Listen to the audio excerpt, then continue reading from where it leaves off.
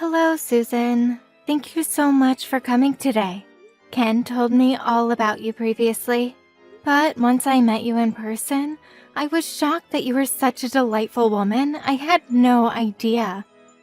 To think that such a wonderful woman is going to marry my son, it's like a dream come true. I'm very happy for you two. You two make such a splendid couple. I'm absolutely sure my late husband is smiling down on the two of you from heaven. I wish you and Ken the happiest life going forward. And please don't hesitate to stop in for a visit again anytime you like. Thank you very much, but can I say just one thing? I would prefer that this be the last time we meet. Excuse me? I have no intention of visiting your home during Christmas or Thanksgiving. I'll have Ken go over there when it's absolutely necessary. Let's not associate with each other. If that's okay with you, I would much rather prefer that. I'm sorry, but are you serious? Can I ask why? I'm sorry, did I do something that may have offended you in any way? No, nothing like that. I married Ken, is all. It's not if I married the whole family. I just don't want all the baggage. We have no blood relations, which makes us total strangers. All I ask is that we keep it separate. I don't need the hassle of all this family relationships and so forth. It gets a bit stressful, don't you think? So let's keep all future interactions to a minimum. I'm going to shut off my line unless it's absolutely necessary. So, if you need something, please go through Ken, would you, please? But just because Ken is your oldest son, please don't rely on him too much. I will invite you to the wedding, but I must warn you right now, don't make yourself heard too much. This is our wedding, after all. You do understand, right? Yes, of course.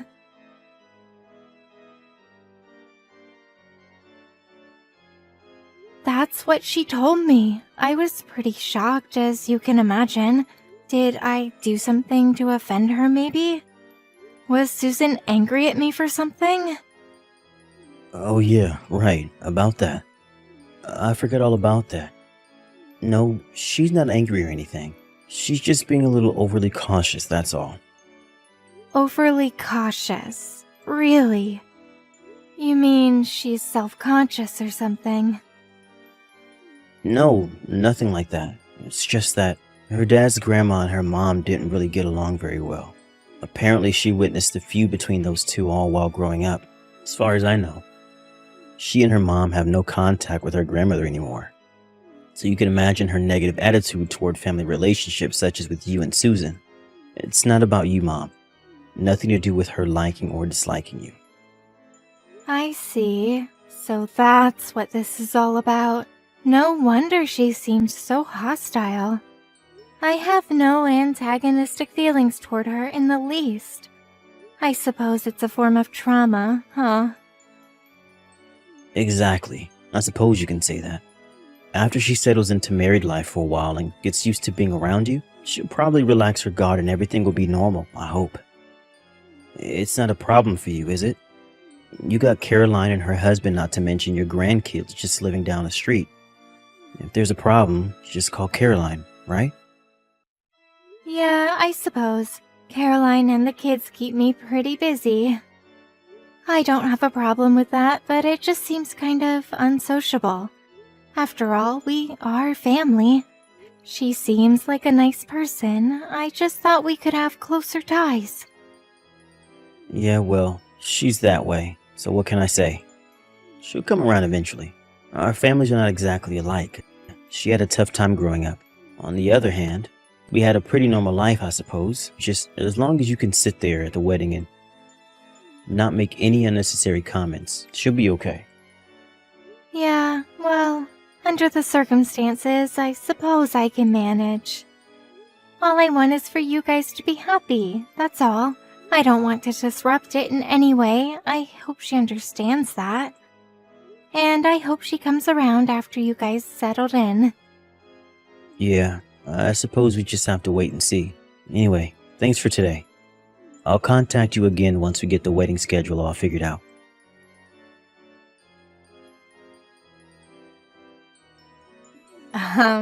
Mother? What the hell was that all about? Are you out of your mind or something? Oh, hello, Susan. It's been a while, hasn't it?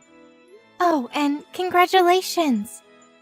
I was elated to hear from Ken that you gave birth to a beautiful baby boy, and you just came back from the hospital.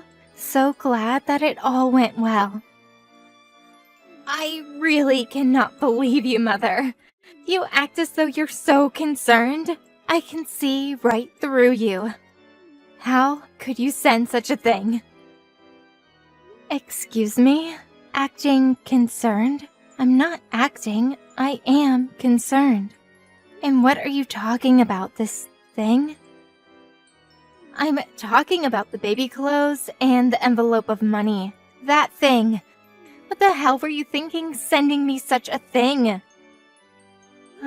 Susan, I really don't know what you mean. I just thought it was an appropriate gift. Just something to congratulate you on giving birth, that's all. I really wasn't sure what to get, so I figured a monetary gift and some baby clothes. I'm sorry, I wasn't sure of your taste, but I picked out something that was pretty basic. Did you not like it? You finally revealed yourself, haven't you? Sending such cheap clothes and money, trying to worm your way in and see your grandson? Pretty sneaky.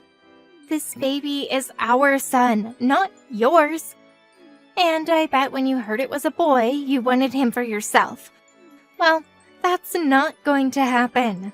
I know what you're going to say next.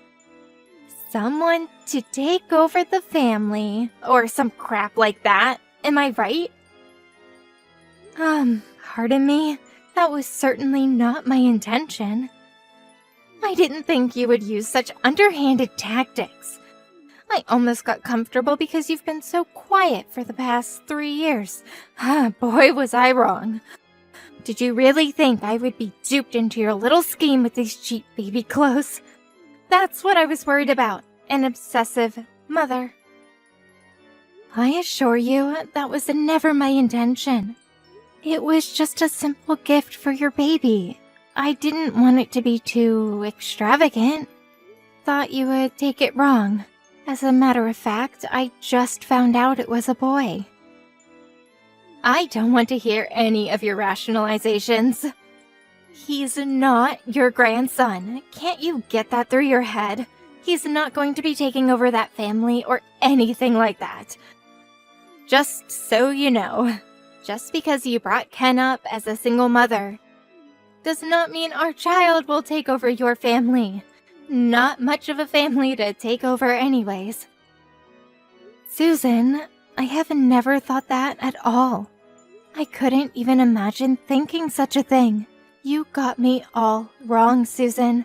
I can't understand why you would think that of me. Playing the victim now, huh? I can read you like a book.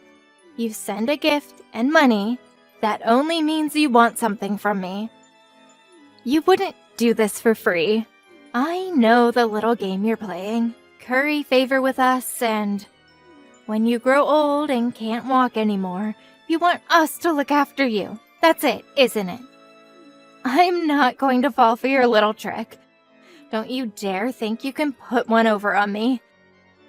As for those baby clothes, I dumped them in the garbage. My parents are going to buy me whatever I want. Better quality clothes.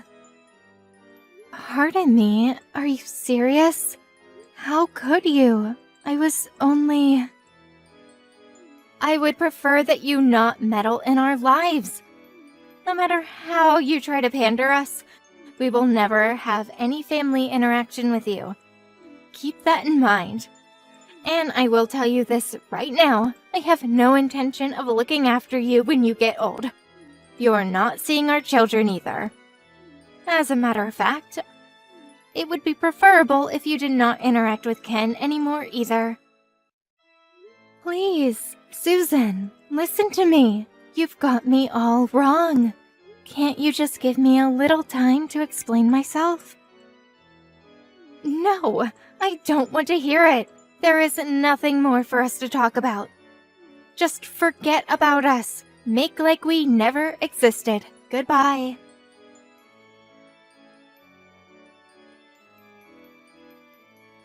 Mom, what the hell are you up to? Susan just got out of the hospital and was finally able to relax. I wish you wouldn't upset her like that. She needs to rest. I have no idea why she's so angry at me. All I did was send her some gifts and a little money. I think she just put a block on me. I tried contacting her, but there's no response. I told you not to interfere with her life. She's real sensitive about all that. You do remember me talking about that, right? Did you really have to send that gift? Just leave us be, Mom. Actually, she thinks it's some kind of ploy. I'm starting to think so too. I have no idea what you're talking about. Come on, Mom. Don't sound so innocent. So, Susan was right about this all along. There was $5,000 in that envelope. What is it that you really want from us, Mom? Don't tell me you're trying to buy our son from us, are you, Mom? Because no way that's happening. Or do you want us to feel duty-bound to you and worm your way into living with us? That's it, isn't it? Did you really think that $5,000 would buy you a grandson and a home to live in and eventually us taking care of you? We can see right through your scheme, Mom. Ken, how can you even say or think that about your own mother? I've been very patient for the past few years, but what you're saying is absolutely irrational. Please explain it to me from the very start. I just can't wrap my head around why you two are acting the way you are. Yeah, okay. You may be right. This may be a good time as any to explain things to you. Also, I want you to know what I've been holding back for God knows how long. It all boils down to me being brought up by a single parent.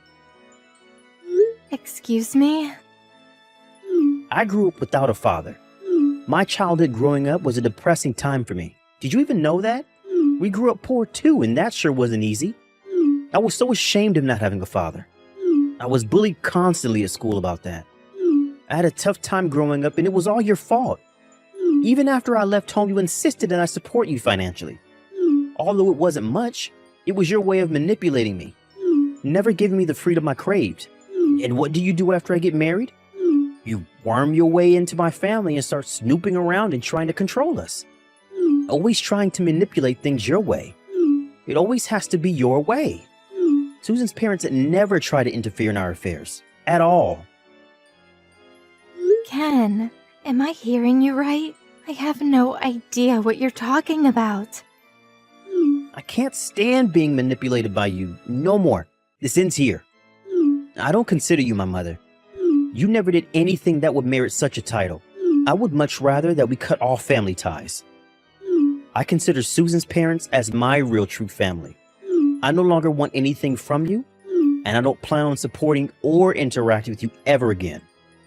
That also means we won't allow you to see our son. Have a good time living at the old folks alone and with nobody to take care of you. I hope you'll think long and hard about how you treated me all these years. Don't ever, and I mean ever, interfere in our lives again. I understand. I had no idea you felt that way about me. Because I brought you up as a single parent, you no longer consider me your mother and you want to cut all ties with me? You feel I sent you a gift and money for the sole purpose of tricking you into supporting me in my final years? Is that it? That's why you've been acting this way? That's exactly what I'm saying. So don't ever show your face in our home again. You got that? I hear you loud and clear, Ken. If that's the case, would you vacate the place you're living in now then? Huh? Say again? Why would we do that? Are you talking about the apartment we're living in right now? This place? That's right. If you insist that you don't want my support or anything to do with me, I want you out of that apartment ASAP. Like I said, why would I do that? Are you crazy? I've been living in this apartment since I was in college. I've always lived here. You have no right to kick me out of here. That's where you're wrong, Ken. That apartment you guys are living in, I own that apartment. Excuse me? You own this apartment? That's right. I bought it about 10 years ago. The whole place belongs to me. You can check if you like. No way. That's not true. You're making that crap up. It's true. I can show you the deed.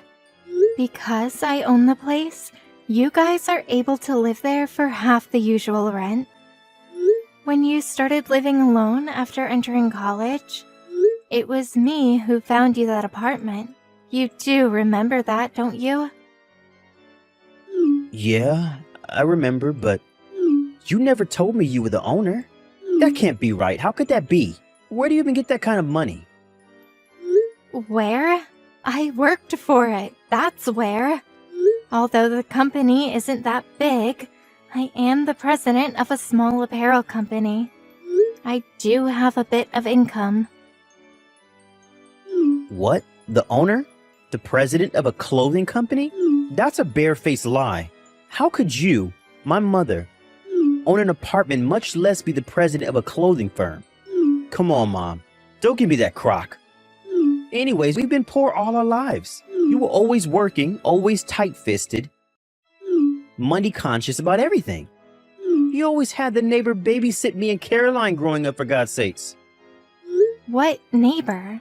Oh, you mean Mrs. Lopez? The one who used to come over when you were kids? She wasn't a neighbor. She was a housekeeper I had hired. Huh? A housekeeper? Yes, that was when you were just kids. It was about a year after your father passed away. The apparel company that I had established was in full swing. I hired Mrs. Lopez to take care of the house chores and babysit you guys. The neighbor you're talking about? You must mean Mrs. Lopez. Are you for real, Mom? You hired a housekeeper? We weren't that well off that we could hire a housekeeper. Why did you even think we were poor? I never considered us poor. I never put you through hardship while growing up. Did you ever not have enough to eat or have the proper clothes when needed? I provided all that to you. And you don't remember all the trips we went on. How about those weekend trips to the amusement park or the zoo? Don't tell me you forgot all that. I made sure you went to the best schools, the schools you wanted to go to, that private school you went to. All your uniforms or whatnot were brand new, no hand-me-downs. You were able to pursue any sport or hobby you wanted. And what about college? Who do you think paid your tuition? You didn't have a scholarship to fall back on. And I've never received any kind of support from you, despite what you say. As a matter of fact, it was me that supported you.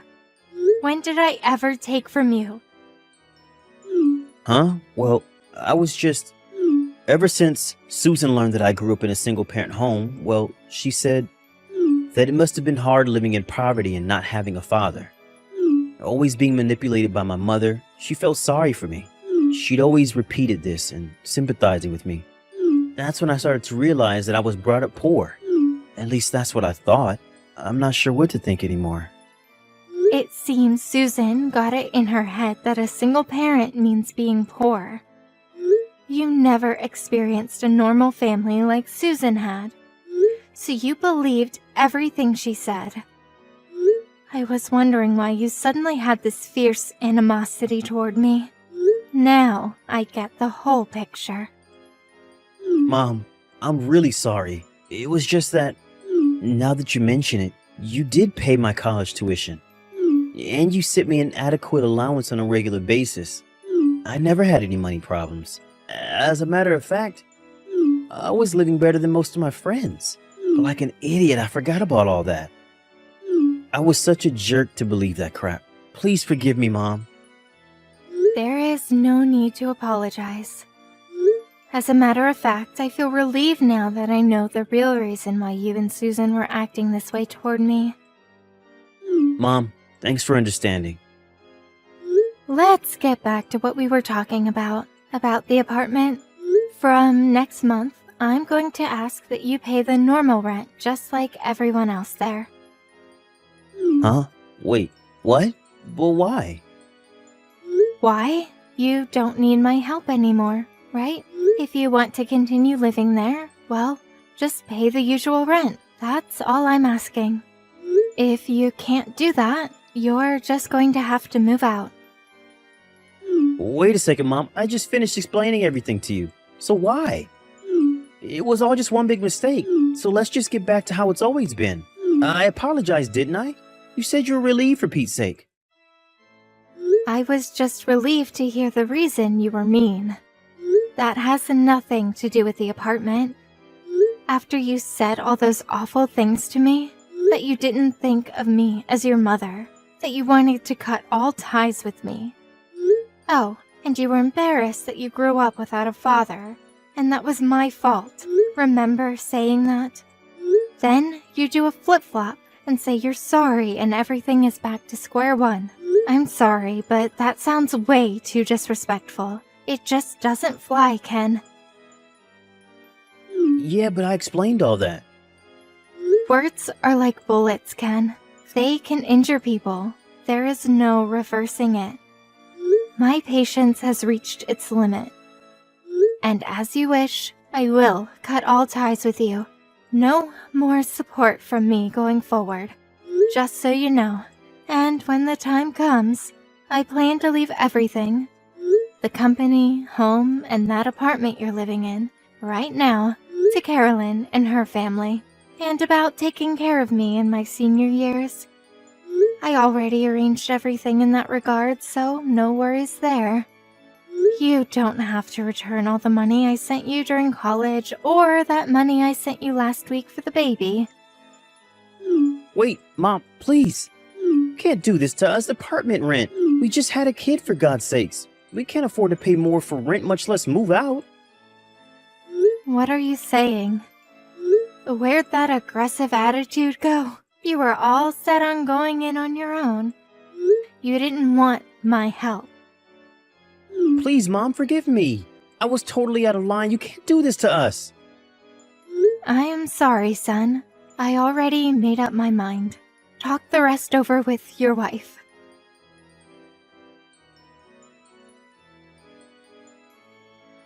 Hello, Mother. This is Susan, your daughter-in-law. I'm so sorry for all the trouble we've caused. Ken explained everything to me. I had this negative perception of you. A total skewered viewpoint, to say the least. I was so rude to you. How can I ever make amends for how I treated you? The past years must have been hell for you. Please forgive me. Hello, Susan. Thanks for contacting me. I know you're very busy with your son and all, but there is no need for you to apologize. Think nothing of it. You must be drained after your stay in the hospital. You should get plenty of rest. So calm down. I will not be interfering in your affairs any longer. Rest assured. Please, don't say that.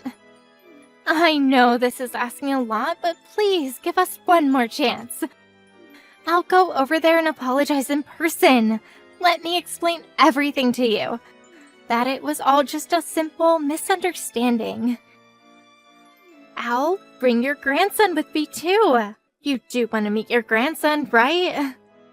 Please, I'd rather you didn't. I'd prefer it that we not interact. I haven't seen you for 3 years.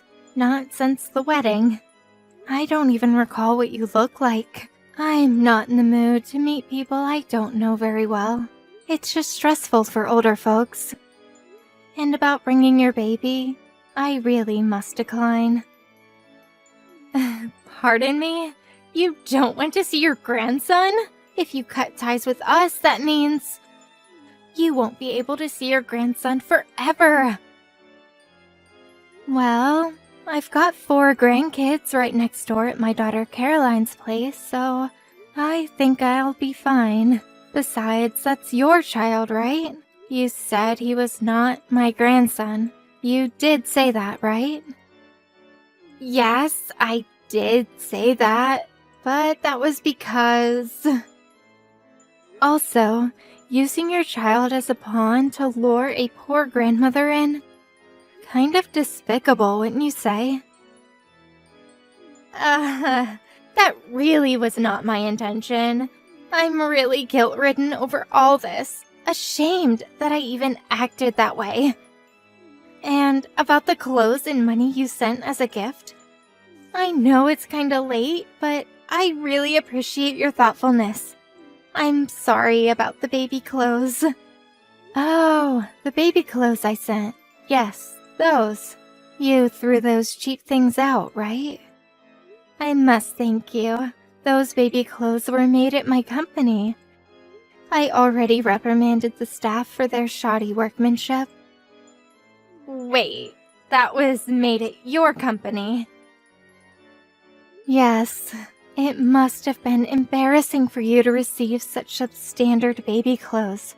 My daughter loved them, so I figured you would too. I'm to blame. Please, accept my apologies. No, please don't say that. They weren't cheap at all. They were wonderful, the perfect gift. Please, I don't know what to say. All I can do is apologize. Ever since I was a child, I watched my mother get bullied by my grandmother. I was not treated all that well by her either, always being reprimanded for one thing or another. Once I got married, I thought I would be treated the same way. Maybe even have my child taken from me. I was just so scared. I just wanted to protect my family. I was adamant about not getting pulled into that kind of situation again. I understand what you went through and that your grandmother was an awful person. We all encounter such people in our lives. But I'm not the same person as your grandmother. Not a mother-in-law or some such label you prefer to apply, but a human being. It's very emotionally distressing to be treated in such a way without knowing the reason why. It leaves a person traumatized. Please forgive me. I did say those things without even knowing you at all. It's an unforgivable thing I did to you. My perspective was totally skewered. I beg your forgiveness. There is no need to apologize any further. I also would prefer that you not visit and apologize in person. I'm also worried about your health after what you went through. I need to get things sorted out. Let's just keep things as it is for the time being, and maybe we'll talk after a while. Yes, I understand. Okay, then take care of yourself, Susan.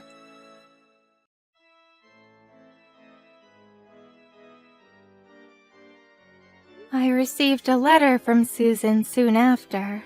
She repeated her apologies and explained why she acted the way she did. I was even paid a visit by her parents, whom I had never actually met, apologizing on her behalf. After a while, I relented to her constant apologies and felt she was sincere, and we came to a mutual understanding. But it was Ken that would not give up. He was set on trying to get me to financially support him, that he resorted to coming over late at night and trying to persuade me to change my mind. He even resorted to practically kidnapping his child from Susan and driving over 2 hours to our home in an attempt to curry favor with me. He even turned on his wife, blaming her for turning on his mother in the first place. In the end, it was Ken that caused trouble for both Susan and myself. But on his last attempt at trying to persuade me, Susan stopped him and severely reprimanded him for his ways.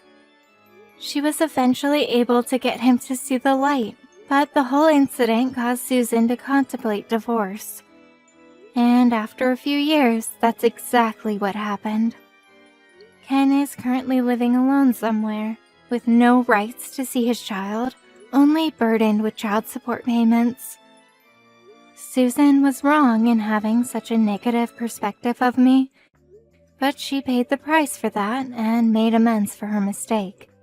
It was Ken that was the problem. His emotions took over and he was not able to stop until he got his way, which eventually led to his demise. As for my relationship with Susan, we maintained a cordial relationship through the years, and even exchanged Christmas cards and birthday greetings every year. Recently, we got together for my grandson's birthday party. I think we've started an amiable relationship. I actually enjoy her company.